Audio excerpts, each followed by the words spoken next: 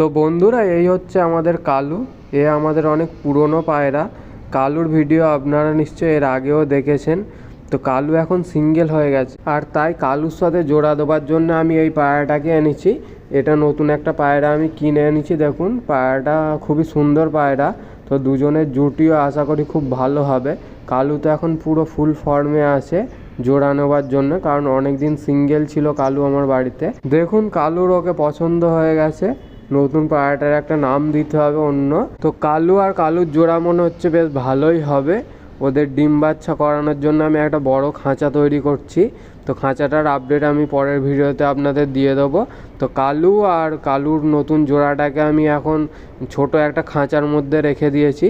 কয়েকদিনের মধ্যে আমার নতুন খাঁচা কমপ্লিট হয়ে গেলে ওর মধ্যে আমি এদের ছেড়ে ডিম বাচ্চা করাবো, আর ওদেরকে আমি খুব সুন্দরভাবে ওই বড় খাঁচার মধ্যে রেখে দেবো। তো কালুর জোড়াটা কেমন হয়েছে অবশ্যই কমেন্ট করে জানাবেন, আর ভিডিওটি ভালো লেগে থাকলে একটি অবশ্যই লাইক করে দেবেন, আর চ্যানেলে নতুন হলে চ্যানেলটিকে অবশ্যই সাবস্ক্রাইব করে দেবেন। ধন্যবাদ।